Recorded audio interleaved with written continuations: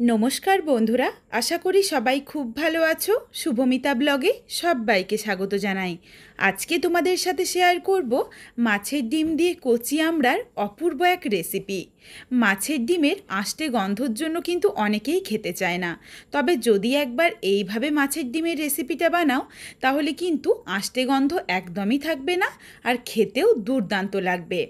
তোমাদের কাছে আমার একটাই অনুরোধ রইল, বাড়িতে অবশ্যই একবার হলেও মাছের ডিমের এই রেসিপিটা বানিয়ে আমায় কমেন্ট করে জানাতে ভুলো না কিন্তু রেসিপিটা তোমাদের কেমন লাগলো। তবে বন্ধুরা, রেসিপিটা কেউ স্কিপ করো না। স্কিপ করলে আমি কি পদ্ধতিতে রেসিপিটা বানালাম বা কী মশলার অ্যাড করলাম সেটা তোমরা মিস করে যাবে, তখন হয়তো রেসিপিটা খেতে এতটা ভালো হবে না। তাহলে চলো বন্ধুরা, রেসিপিটা দেখে নেওয়া যাক। এখানে আমি প্রথমেই মাছের ডিম নিয়ে নিয়েছি। তোমরা তোমাদের পরিবারের সদস্য অনুযায়ী মাছের ডিমের পরিমাণটা চাইলে আরও বাড়িয়ে বা কমিয়েও নিতে পারো। মাছের ডিমটা ধুয়ে পরিষ্কার করে নেওয়ার পর মাছের ডিমটা ভালোভাবে জলটা ঝরিয়ে এরপর খুব ভালোভাবে মাছের ডিমটা চটকে নিচ্ছি।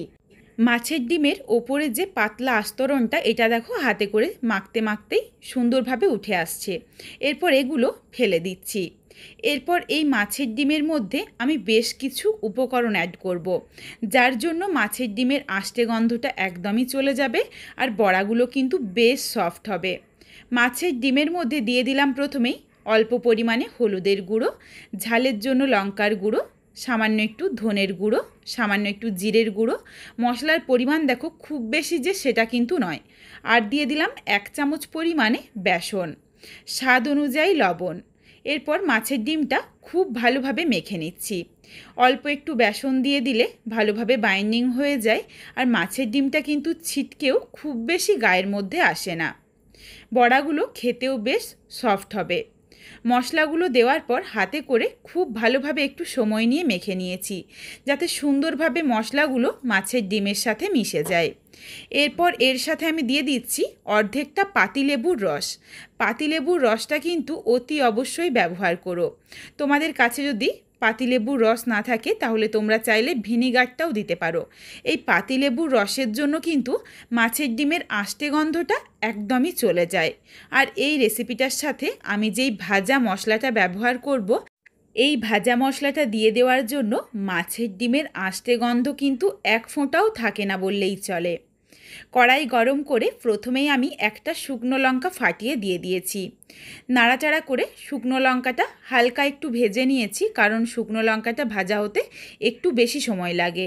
লঙ্কার সাথে প্রথমেই যদি বাকি মশলাগুলো দিয়ে দিই তখন কিন্তু বাকি মশলাগুলো পুড়ে যাবে আর লঙ্কাটা ভালোভাবে ভাজা হবে না। লঙ্কাটা ভেজে নেওয়ার পর দিয়ে দিয়েছি 1/2 চামচ রাই সর্ষে আর 1/2 চামচ হলুদ সর্ষে, 1/2 চামচের থেকে একটু কম পরিমাণে গোটা জিরে। এরপর গ্যাসের ফ্লেম একদম লোতে করে মশলাগুলো ভালোভাবে ভেজে নিচ্ছি। তোমরা চাইলে কিন্তু যে কোনো এক ধরনের সর্ষে দিয়েও রেসিপিটা বানাতে পারো, হয় হলুদ সর্ষে বা রাই সর্ষে। এমন না যে দুটো সর্ষেই দিতে হবে, তবে 2 ধরনের সর্ষে দিলে আমার মনে হয় রেসিপিটা খেতে বেশ ভালো লাগবে, এই জন্য আমি ব্যবহার করেছি। এখানে তোমরা যেমন ঝাল খাবে সেই বুঝে শুকনো লঙ্কাটা দিয়ে নিও। গ্যাসের ফ্লেম একদম লোতে করে নাড়াচাড়া করে দেখো মশলাটা ভেজে নিয়েছি। সুন্দর হালকা একটা রং ধরে গেছে আর সর্ষেগুলো কিন্তু চিটপিট করে ফুটে উঠেছে। এরপর এই ভাজা মশলাটা নাবিয়ে রাখলাম। মিক্সিং জারের মধ্যে নাবিয়ে রেখেছি। এরপর এটা ঠান্ডা হয়ে যাক। এর মধ্যে আমি কড়াইয়ের মধ্যে দিয়ে দিলাম প্রায় 2 থেকে 3 চামচ পরিমাণে সর্ষের তেল। তেলটা খুব ভালোভাবে গরম করে নিচ্ছি।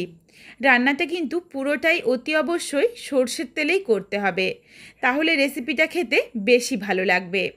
তেলটা ভালোভাবে গরম হয়ে গেছে। এরপর তেলের মধ্যে আমি একে একে মাছের ডিমের বড়াগুলো দিয়ে দিচ্ছি। এই রেসিপিটার মধ্যে আমার মনে হয় খুব বেশি বড় করে মাছের ডিমের বড়াটা দিলে সেই ক্ষেত্রে এতটা খেতে ভালো লাগবে না।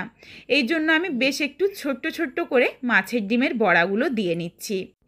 ছোট্ট ছোট্ট করে মাছের ডিমের বড়াগুলো দিলে খেতে বেশ ভালো লাগে। আর দেখো একদমই ছিটকে গায়ের মধ্যে আসছে না।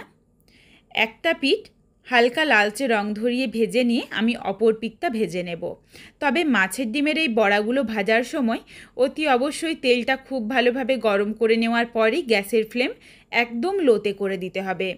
গ্যাসের ফ্লেম লোতে করে একটু সময় নিয়ে বড়াগুলো ভেজে নিতে হবে, যাতে বড়াগুলো ভেতর অবধি সুন্দরভাবে ভাজা হয়ে যায় আর ওপরটা যেন কোনোভাবেই খুব বেশি লালচে রং না ধরে, তাহলেই কিন্তু বড়াগুলো খেতে শক্ত হয়ে যায়। ছোট্ট ছোট্ট করে বড়াগুলো দিয়েছি দেখো, এই জন্য সহজেই ভাজা হয়ে যাবে। এক পিঠটা একদম হালকা করে ভাজা হয়ে গেছে, এরপর আমি অপর পিঠটা উল্টে নিলাম। বড়াগুলো হালকা করে দুই পিঠ খুব ভালোভাবে ভেজে তুলে রাখবো। বড়াগুলো ভাজা হয়ে গেছে, এরপর আমি তেলটা ঝরিয়ে বড়াগুলো তুলে রেখে দিচ্ছি। খুব বেশি দেখো তেল টানেনি মাছের ডিমের বড়ার মধ্যে। এই বড়াগুলো তেল ঝরিয়ে তুলে নেওয়ার পর কড়াইয়ের মধ্যে বাকি যেটুকু তেল রয়েছে এই তেলেই আমি বাকি বড়াগুলোও ভেজে নেব। একই রকমভাবে বড়াগুলো ভেজে নিচ্ছি। আর বড়াগুলো ভাজতে ভাজতে এখানে আমি মশলাটা ঠান্ডা হয়ে যাওয়ার পর একদম মিহি করে গুঁড়ো করে রাখলাম। প্রত্যেক কটা বড়া সুন্দরভাবে ভাজা হয়ে গেছে, আমি সব বড়াগুলোই তুলে রেখে দিলাম। কড়াইয়ের মধ্যে যেটুকু তেল রয়েছে এই তেলের মধ্যে আমি আবারও 1 চামচ পরিমাণে সর্ষের তেল অ্যাড করে দিলাম। তেলটা ভালোভাবে গরম হয়ে গেছে, তেলটা থেকে কাঁচা গন্ধটা চলে গেছে। এরপর দিয়ে দিচ্ছি সামান্য একটু 5 ফোড়ন। ফোড়নটা নাড়াচাড়া করে ভেজে নিচ্ছি। এই রেসিপিটার মধ্যে কিন্তু 5 ফোড়নটাই খেতে সবচেয়ে বেশি ভালো লাগবে, আর অন্য কিছু ফোড়ন দিলে কিন্তু সেই ক্ষেত্রে ভালো লাগবে না। 5 ফোড়নটা ভাজা হয়ে যাওয়ার পর তেলের মধ্যে দিয়ে দিয়েছি অল্প পরিমাণে হলুদের গুঁড়ো। হলুদের গুঁড়ো দেওয়ার পর আমড়াগুলো দিয়ে দিয়েছি। যদিও আমড়াগুলো একদমই কচি, এই জন্য কিন্তু ওপরের খোসাটাও আমি ছাড়াইনি। তোমরা চাইলে ওপরের খোসাটা ছাড়িয়ে নিতে পারো। এই আমড়াগুলো কিন্তু ওপরে খোসা থাকলেও সুন্দরভাবে একদম গলে যাবে।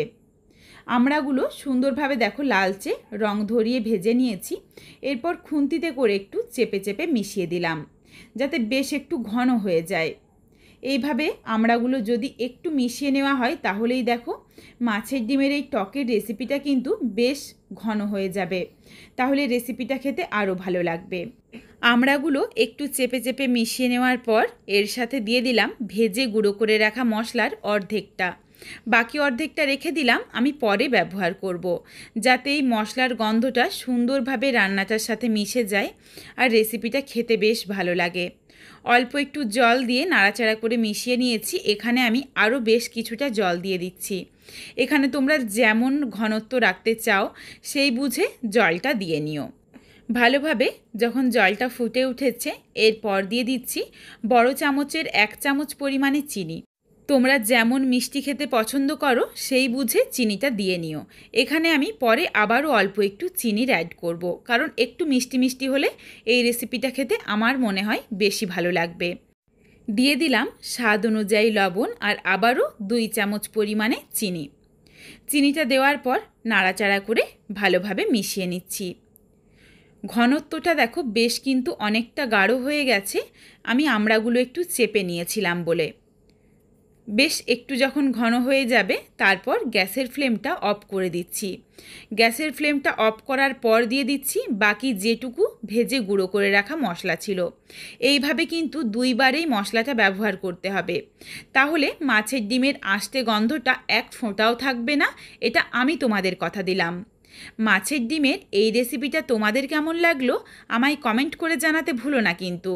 আর রেসিপিটা একবার হলেও বাড়িতে বানিয়ে গরম ভাতের সাথে খেয়ে দেখো, তারপর দেখো এই রেসিপি তোমরা বারবার বানাবে। মাছের ডিমের এই রেসিপিটা তোমাদের যদি ভালো লাগে তাহলে লাইক করো, শেয়ার করে বন্ধুদের দেখার সুযোগ করে দিও।